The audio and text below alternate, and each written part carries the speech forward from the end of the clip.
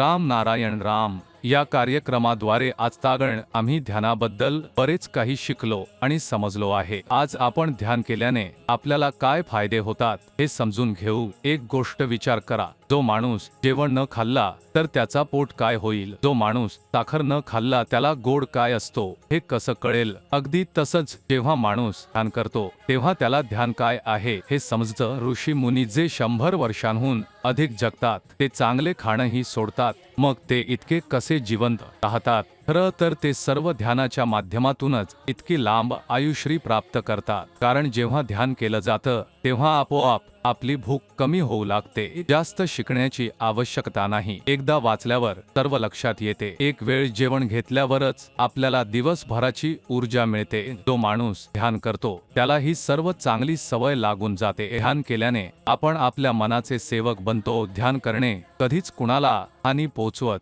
नाही। ध्यान म्हणजे एक देवदत्त भेट आहे। याचे पालन केल्याने न वेळ बिघडतो, न पैसा खर्च होतो, न ऊर्जा खर्च होते, उलट आपण खूप ऊर्जा मिळवतो। ध्यान हे एक लहान शब्द आहे, पण त्याचा अर्थ खूप मोठा आहे। अनेक वेळा आपण विचारतो 5 मिनिटांचे ध्यानच तरी लागते, पण तसे नाही। जितक्या खोलात आपल्याला ध्यानात प्रवेश करता येईल तितकेच आपण स्वतःला जाणून घेऊ शकता। जसं की आधीच्या एपिसोडमध्ये आपण सांगितले आहे, ध्यान हे एक प्रकारची वनिक ऊर्जा आहे। प्रत्येक व्यक्तीच्या आत 50,000 कोटी आत्मा आहेत। त्यांना जिवंत ठेवण्यासाठी, स्वतःला शक्तिशाली बनवण्यासाठी आणि मृत्यूच्या नंतर मोक्ष प्राप्त करण्यासाठी आपल्याला चिंतनाची आवश्यकता आहे। याच्या माध्यमातून आपल्याला ऊर्जा आणि शक्ती मिळते, आपले मन आणि विवेक मजबूत होतात। ध्यानाच्या माध्यमातून आपण फक्त स्वतःलाच नाही तर निसर्गाला देखील समजायला लागतो। ध्यान केल्यावर आपल्याला आपल्या मन, विवेक आणि आत्म्याची बळकटी प्राप्त होते, त्यांना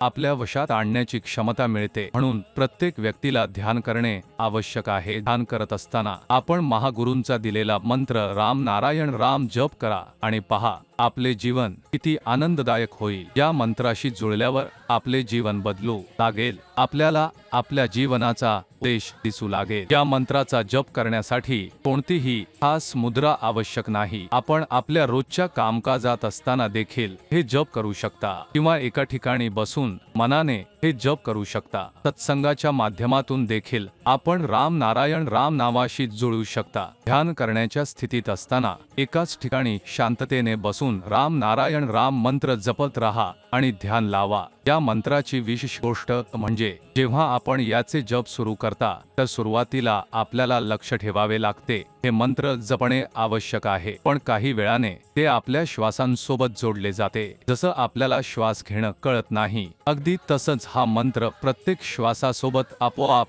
आपल्याशी जोडला जातो। आपल्याला जप करताना ते लक्षात येत नाही। राम नारायण राम